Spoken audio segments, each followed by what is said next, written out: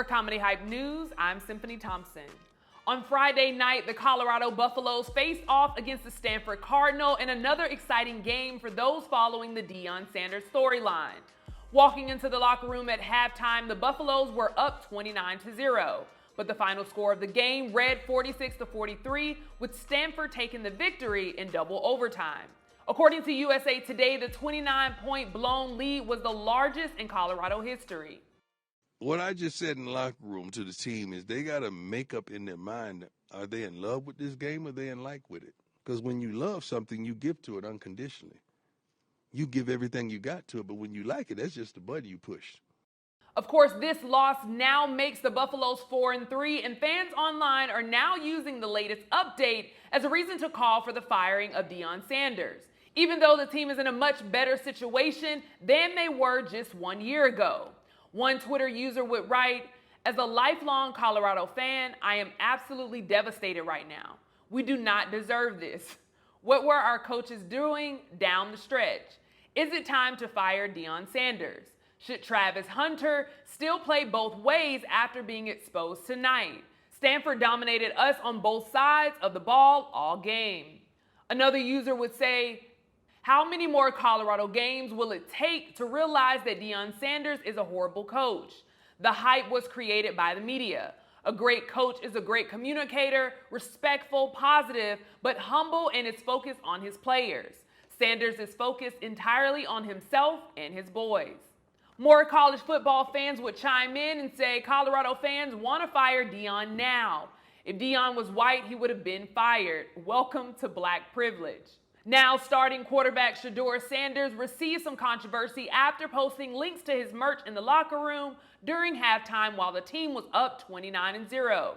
Some say his lack of focus is what led to Stanford's comeback, including a run of 26 unanswered points. Now, luckily, Colorado will have plenty of time to readjust and strategize due to their bye week. Their next game is scheduled to take place on Saturday, October the 28th against the UCLA Bruins, who currently has a record of 4-2. Now, as you all know, Monday is Prime Mondays, and with me, I have our very own John joining me again. And I love having you on. Again. I love it. I love being able to have you to come in on Mondays. I do look forward to these. When I was seeing the game, I was like, oh yeah, we're gonna have some fun with this one. Yeah. So let's dive into it. No shades today, but still in our prime. Still in the prime. Still in the prime energy. I want to get your reaction. So ungrateful. You already know. Ungrateful. Yeah. Colorado fans, ungrateful. Before this, I wasn't thinking about Colorado. I'm gonna let you know right now. Especially as a black man, I flew right over Colorado to Los Angeles. So, for y'all to kind of come at Prime right now in regards of like, he didn't win or the game, like ungrateful. At the end of the day, y'all won one game. So stop it. Knock it off. Knock it off to the ones that, were putting those messages out there. So is that what you're going to ask me? I just had a feeling. No, it is, because it blew my mind to hear like, oh, we're devastated. And it's like, how can you be devastated when this year he's won 4 times a game than you did last season where they won one game, as you mentioned? Merchandise is going through the roof. Ticket sales. We talking about Colorado. Every Monday. We weren't talking about y'all. I'm just let y'all know right now. So you need to delete that tweet or those tweets, those messages, and throw Prime an apology and let him know, I'm sorry, Master. Call Prime Master. Because right now he running things over there. Yeah. Yeah. Now, it was actually, looking at the tweets, it wasn't just white people that were calling him to be fired. There were even some black people as well. Yeah. I can't say surprising, but it is very unfortunate because, again, it's just a situation of here's a black man that besides just the game, it's bigger than the game. And he's putting on display great things for our community. So I was very disappointed in seeing that. There's a brother named 8ball_SG. 8ball, you might want to change that name. You sound like you snitching on yourself. He says, nah, I can't defend y'all no more. I'm cool on y'all. When I see messages like that, particularly from our own people, again, that goes into this whole, this concept of what do we want? A lot of times on the show, I say, what do you want as far as white America want from us? But what do we want from black folks? What do we want from each other? What is the constant need to like not stand down, not stand 10 toes down? We turn coat on so many of our leaders and so many people that have done us good. You know, so in this regards, when I was seeing those comments coming from us, I think that kind of more so threw me off more so than anything. Not surprised, but bothered me the most. When it comes from other people that ain't us, I'm used to it all day. Right. You know, when the white collar fans and all Deion, like, this is not breaking news. But more so seeing these black folks take their time and put that out there when at the end of the day, you know, Deion has been representing something fly for us. And I just hate that we don't know how to just stand firm. Yeah. I think that's what has gotten a lot of our leaders killed, that we just don't know how to just support. You know, I always think about like Malcolm X. I think when he was around, he would get criticism. When I think about Tupac talked about that too. He was so hurt when it came down to the allegations that he got. Yeah. And they were saying that, like, he was saying, I'm not gonna make no more Brenda's Got a Baby if my people ain't gonna ride for me, if my sisters ain't gonna ride for me. And so there's a level of, I think, hurt and frustration, even us as a company, that people are intentionally trying to push you forward, push the people forward, and you're so quick to turn on them. So you need to ask yourself, are you really about it, or you just a turncoat nigga? And I'm sorry to put that so aggressively out there, but we need to definitely understand, like, how do we get progress if we constantly keep changing? And I honestly think it's cowardly. Yeah, no, I hate it as well, even though, you know, I'm big on supporting black-owned businesses, and I would see the same thing. You have a bad experience at one black-owned business, and then you say, oh, well, that's why I don't support black-owned business. Like, you're so easy to fall out with our people and not give us grace. Yeah. It's just like, oh, I can continue to go, and I use this analogy all the time, I can continue to go to Walmart. I know when I go to Walmart, there's going to be 2 lines open out of the 50 lines that they have. Right. I'm going to be in line for a long time. Customer service is not going to be top tier. You're not getting Chick-fil-A service there, but people still go to Walmart, or people still buy Gucci, or people, you know, these brands that have constantly shown, like, I don't care for y'all. Don't care for I want your money. I'm creating things to get your money, and that's it. I don't care for your community. Yeah. That grace, I feel like we don't give each other that. Yeah, it's just interesting because you said this on the show a lot of times, that hurt people, and I think hurt people close to, or hurt the ones closest to them as well. I think that happens a lot, and so it's easy to dismiss each other. I feel like we take the frustration that we want to give to other races to each other. That's good. It's like, I can dump this over here. I can do this to you because the repercussions ain't the same. I think like Paul Mooney would talk about that as well. It's like we just don't fear each other, you know, because we don't have the same level of power. And I think that, you know, when you see us, like, you know, switch sides up on each other, it's just like, man, like, well, what do we want for each other? How do we succeed? We can kind of be our own worst enemy. Yeah. You know, on this show, I think what I've been trying to do is I want to be firm on saying, hey, I think Deion should have stayed at Jackson State, but never have I been in a position to say I don't think he needs to succeed. Right. And I think I can be able to have those 2 honest feelings. Absolutely. But back to this grace thing, you know, that's something that we experience, as you know. Yeah. You know, very closely. I kind of will give one example. You know, some people kind of might be wondering why Monique has never done our show. And since the first time she did an interview with us, I think maybe back in 2019, when we did an interview with her, people might be wondering why. I've been asked on interviews before. Oh, you have? I have, yeah. And I think that's a great example of when we don't give each other grace. And I think the unfortunate side of it is that Monique presents herself as an advocate and my brother this, my sister this, and then when we make a mistake, she writes us off to oblivion. So we can get into that because I've been wanting to address that for some time because it's bittersweet. You know, it felt like with the interviews that we did, for those that are watching, we did a one-on-one interview with Monique several years ago. They did phenomenal for our platform. It put us on the map. And it also, I think, helped change Monique's narrative that at the time people weren't understanding why she was making the decisions that she was. And it's a great interview and probably our biggest interview. And since then, I would catch wind that Monique and her husband were unhappy with how it was edited. Yeah. Right. And it kind of came to me later, meaning I was, you know, I remember reaching out to kind of keep that momentum going. And there was light curves or light, you know, things that not really address the elephant in the room until one day I decided to like kind of get that answer. And we even got to a point we went to Monique's show and wanted to physically show like, hey, we are trying to make this work, you know. And I don't even know if a white company would even like go up to someone's show and try to do a face-to-face.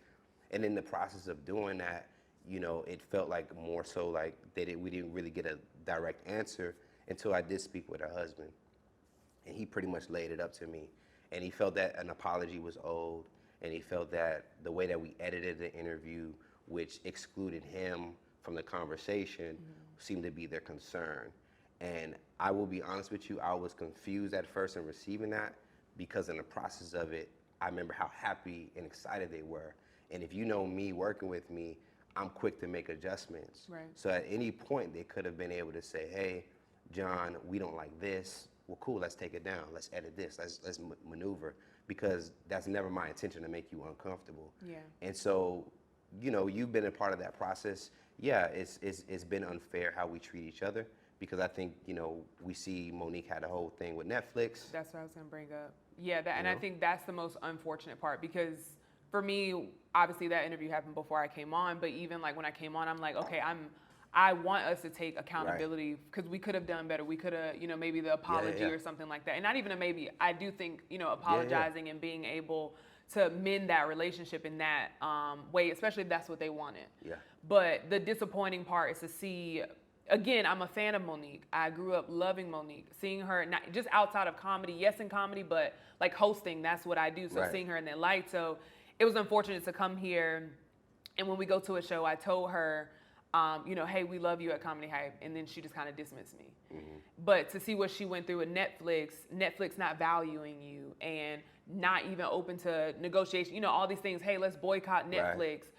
And then you do a special with Netflix, you mend that relationship, and we've reached out a couple times to Monique, and it's like, there's no grace or desire to mend a relationship with a black platform. Completely roll us off. Correct. And it's like, we could be the platform that anytime you have something going on, come here, do an interview. What do you want to put out? And can I say this? Like, the realest thing about it is that we still cover Monique to this day. Out of love too. And then, because we are committed to what our job here is, so it never gets personal to a point where we're not going to do our job. So if Monique is making noise, we're going to cover it.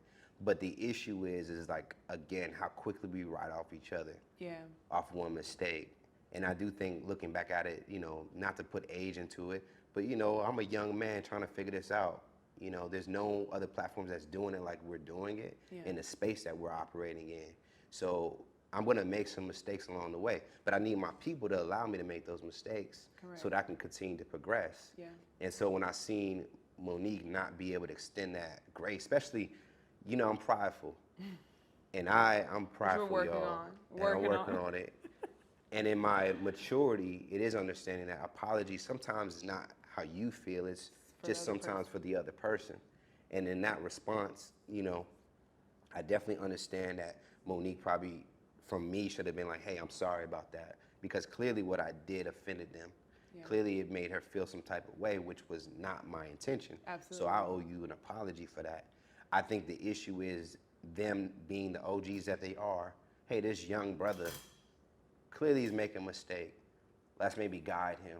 Let's maybe try to inform him on what the real issue is. And I think that that's the issue. And it's not just necessarily a generational thing. It is just us as a people thing. Do you think you would have been able to receive that if they did say, hey, let me guide you? Do you think at that point you would have been able to receive at that point, to play devil's at advocate that point, with it? And I appreciate that question. At that point, it would have to make a lot of sense for me, because at that time it didn't make sense, because I felt that they really appreciated what I did. So it felt like the energy shifted, and I'm kind of like, what's going on? Y'all just was praising me, and now things have changed. And I think that, you know, when I did finally have the conversation with him, I don't like giving fake apologies. And that's something that I'm kind of learning through, of like, it's not about you, it's more so about the other person. So I do think maybe in hindsight, if I would have kind of settled my ego, my pride, I would have gave them what they needed at that time. However, I do think that they should have definitely given more grace. Definitely been looking out like, okay, this is a young man. He's getting into a new position. Let's try to, you know, create some type of awareness for him. And just a bittersweet situation is the fact that, you know, we made so many millions of views together, and I think it helped Monique as well as it definitely helped us, and that we couldn't do that again. Right. I mean, I think I'm big on, you know, and as long as I've been here, I'm always like, I think there's always an opportunity to extend the olive branch or always have that open door. Because even though I am disappointed of the relationship that we have with Monique, I'm still open to what that could possibly look like. Yeah. So if I'm gonna pull a you on you because okay. you know I love watching your interviews. If Monique was here or if Monique was watching this, Monique and her husband, what would you say to them? Man, I think in real time, you know, there's a little bit of tightness for me only because I feel that I didn't do anything wrong, and I think that I try to correct all my errors. So there's a little. This is me being very honest. Mm-hmm.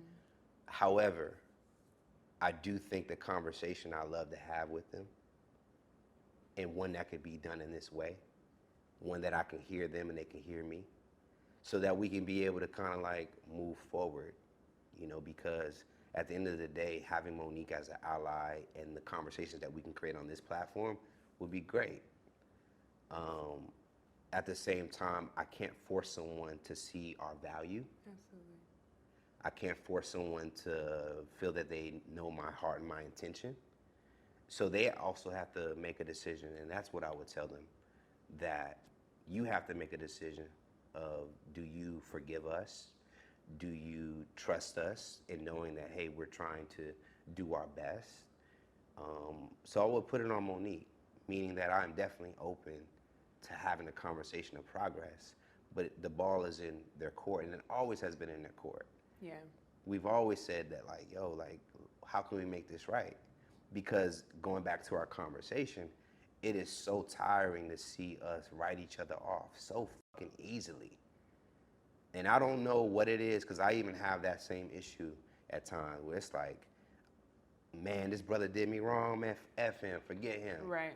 Yeah. I don't know what it is. It's easy to, I mean, where we were taught to be that way, not to be together, not to have that unity, because it's scary. It's scary for America, for Black people to be united, because you know what happens. And every time we do unite, you think about Greenwood and so, you know, all these places. Right. What do? They come and they want to destroy That's why, it. to me, it's just stupid. Yeah. The falling out with Monique is stupid, because we kind of, no one added to that. No white man put us against each other. We kind of did that ourselves. Yeah, but it's instilled. Because trauma is passed down from generation to generation. Mm-hmm. So that's why I always say, no matter what you've gone through personally, as a Black person in America, you should seek therapy. Mm-hmm. Because that trauma has been passed down from generation to generation, genetically. I think so it's like you said, you have a problem with sometimes. I think I'm being honest. Yeah. What is your approach to forgiveness? You know, what is your thoughts about that? Are you on the Martin Luther King swag, where it's like they hitting you over the head with billy clubs, but you kind of keep forgiving them? Or do you say, you know what, this is my boundary? Because I think that's where I'm at with the Monique thing. It's like, now we even brought this to the show. Yeah, I know. Sorry, that was me. That was me. To like say, hey, Monique, our doors are open. Yeah.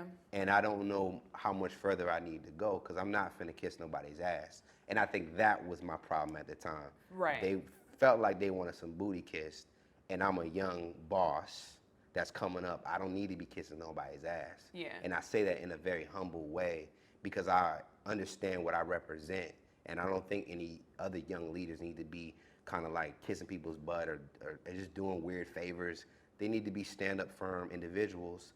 And so I kind of wear that. Yeah. And I'm kind of aware of what I represent when it comes to my position. So I didn't want to play that game. And that's probably what it felt like for me, is like, wait, I didn't make a mistake, but you want me to kind of like apologize. Well, I mean, if I'm being honest, and I've been honest with you in boardrooms and meetings that we've had, to me, I do see where we dropped the ball. Fair. We dropped the ball because, yes, we should have had that conversation, because we're the business. We're the one putting out these clips. So I do think there should have been outreach to make it right. And Yep. even if an apology, like my apologies, that was not my intention. Yeah. But I'm at a place now where no, I don't think we should kiss butt necessarily. If we do But another show about this, we definitely kiss some butt. Well, we've dropped the ball. So I would invite a Monique and her husband to just sit down and come have a conversation. I don't think it has to be anything grand. But also, if she doesn't come, that's okay too. Yeah. I'm not like fiending for Monique to come back on the platform. Exactly. It's just a matter of if we're having a conversation about not giving grace and falling out. That is one example that we've It's a huge example. upon many that we've Upon many. that we I that feel we've like I gotta experienced. do like an apology tour. No, I don't think an apology tour. I think a town hall. I would love for the people that feel a type of way about Comedy Hype to come and sit down and let's have a discussion as to what happened, because now we do have leaders in spots. Yeah. Outside of me being a moderator, I'm also a part of the leadership Yep. team. So being able to have now different voices and different spaces, and you've grown and the company Yeah. has grown. So I think that was just one of the examples of like, hey, we're also a Black company. We're asking for grace. We would love to have a conversation, but if you're not open to it, that's okay too, because I'm not in the business of begging anybody. I don't care if you're Black, white, purple, Right. blue, yellow. Right. It's just a matter of just putting it out there that we're a company that has been growing. We're a Black owned and operated company. That's what they said they wanted. And, we're here. So, and I hear it time and time again when we go to comedy shows, they say little slick stuff. So Yeah. it's just more so bringing it to the forefront. But definitely, I'm not saying, to answer your question, I don't think, I'm not in the business of begging. Yeah. Absolutely not. Because I don't think we're hurting for that. Yeah. The information that we provide to our people is very valuable. Yeah. And I think we can do that with or without Monique respectfully. Yep. If she came, that would be great. I think it's great a for great them. platform, but also other comedians as well. Yep. If you felt the type of way or felt like something has been done wrong, the company has grown. Come back and let's have a conversation. But if you don't want to, that's okay. That's But we great. still love and respect I'm you. glad that we're able to have this conversation, because I do think this in turn will affect our momentum. Yeah. Because I do know that there's been several comedians that maybe not have like the story that we covered, maybe didn't like someone's opinion on the platform about them, maybe didn't feel like they were getting covered enough, that there has to be a level of grace given upon us to know that we're doing everything we can to make sure our company succeeds, but we're also trying to take people along the way. Absolutely. And that we're going to make mistakes. I'm letting you know right now, I'm gonna make some more mistakes with this company, whether it be individuals on the platform, but you gotta understand when you are running in darkness, when you are doing something that has never been done before, that is warranted to you. And so, if you guys wanna see a company continue to succeed, you gotta give us grace. I was looking at a documentary of Evel Knievel. Yeah. He's like the white motorcycle dude. Uh-huh. And, he's doing these stunts that's never been done before. And he's falling off his bike, but you know what he's doing? He gets up every time and goes for another jump. And that's my energy when it comes to our company, that I do think we need to be fearless in our approach. We do need to be aggressive. We need to take some chances, some risk. And when we fall off our bike, I don't want to see our people being like, y'all fail, and Right. I'm done with you. And that's what's going on with Deion for some. Yeah. But just last week when I jumped over the Grand Canyon, You were right. That's what I'm talking about. Let's go. and now I fell off the bike, now it's a problem. Yeah. So, your encouragement is appreciated. The beautiful thing about us is that we're very strong people internally. Yeah. And that we're gonna fight through. And it kind of, again, it's just bittersweet in regards to the Monique conversation, because, man, just imagine the moves we would have made and the growth that we've done. Yeah. And the thoughts and And the with ideas. I want to see a lot of our leading comedians come into this platform, because like you said, it hasn't been done before. And I know the stories that we tell. I see our writers doing extensive research to get it right, to make sure we're telling the proper story. I've seen us decline stories on certain people because it's like, we don't want to be the one to push that and show that type of light. So we're open to constructive feedback. Give the for feedback. sure. Grace isn't like, oh, you made a mistake. Okay, no, come tell us what we did wrong. Tell us how can we come with a solution. I think that it's the innovation that is taking place though too, because comedy has never been put in this type of spotlight. Correct, where you're getting to know them. Yeah, the past comedians are probably like, what is this about? Yeah. And it seems disruptive, which we are a disruptive company in a healthy way. I can see that. Okay. And so I think that our culture, our comedy culture, is not used to it. Got you. Now, when you go to like Basketball Wives and hip hop artists, Right. I just seen Blueface's mama's booty cheeks on my timeline. I didn't catch that. I'm catching a lot of Sexy Red. So. But okay, but yet they're in Sexy Red. She's pregnant, and then like we see the dude that she was in the bed with, and everyone seems cool in that space. But in this comedy space, because I think it's so new, it's kind of like, we're the bad guys. Why did you spotlight that? So I think that's what's going on. Yeah, well, okay, so to close that out, I want to go back to this topic and just close out this conversation with Deion. Now, a big conversation when you're on here is that he should have stayed at JSU. Yeah. I know you feel that way. I appreciate you. Two things can be true at once. Yeah. I still don't agree with it. I think, JSU no longer served him. They weren't able to, just move forward in that. But JSU just had a homecoming game. They did. And we seen the clip. And the cool thing about it, I saw the footage of JSU's homecoming, and they were packed out. And I've heard that they've been packed out. Yeah. And so, a big shout out to JSU for this keep going. They didn't really hopefully didn't get too unraveled with the Deion situation and the fact that their fans showed up. I was more so proud to see that. Yeah. Black folks showing up for each other. My comments again with Deion just bittersweet because that audience with Deion, just electrifying and just thinking about just the messaging that it continues to push, which is Black people supporting Black folks and that we can elevate together. That's going to be my hashtag, elevate together this episode. And we can elevate together in multiple spaces because, I call them the no limit buffaloes. So we don't have limit as Black people. We see, and I think I mentioned this on our last show, we see other communities come into our community all the time, and they're supported by their community. These chicken spots that are in the hood, they literally come together and open businesses together for them to put chicken spots in our places, in our homes, in our neighborhoods. So, and they are able to still go back home and get love. So I'm not mad at a Deion Sanders going into a space that doesn't look like him and disrupting. I'm okay with that. I'm okay because you're also benefiting those Black young boys that are there, but also on a bigger platform, what I see you doing with your son, the conversation that you're having, the accountability that you're taking in these press conferences or post-game interviews.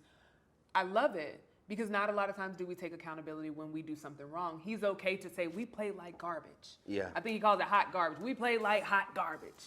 But that's not just on my team. That's on me as a head coach. That's on the rest of the coaches as well. So I love what he's doing, and I understand. Now, if he did go back to JSU, that's fine. It's definitely gonna be a turn up, but JSU is not a charity case, and I think a lot of people are kind of looking at them like, oh, JSU, like homecoming, it looked lit. It looked like a great time. It did. Didn't get to go, but yeah, I'm proud of JSU. I'm proud of Deion. I'm proud of the No Limit Buffaloes, which I'm calling them that. Let me make sure. That's easy. Only me calling them that.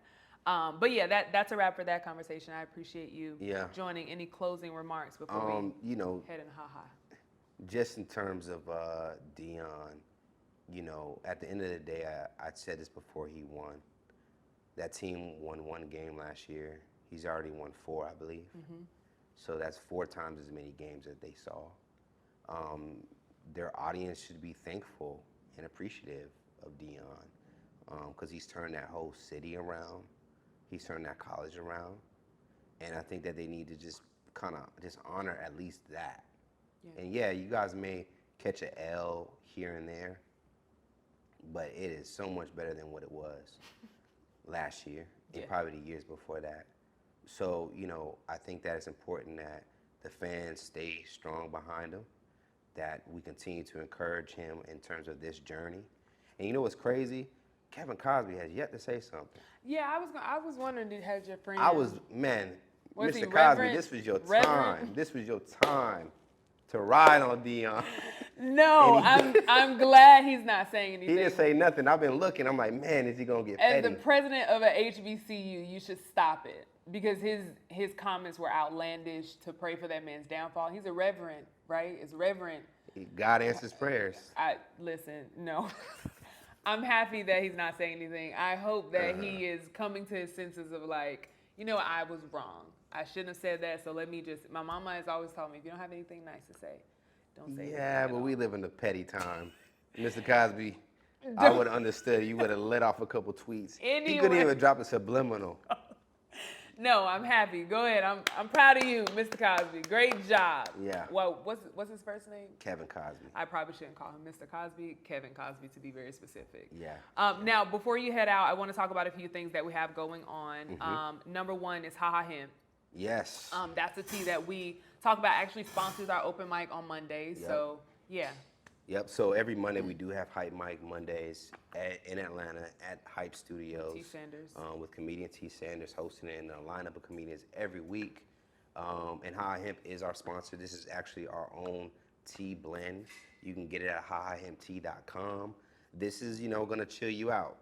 And it's getting cold out there, so a nice tea, staring out the window and just pondering on life.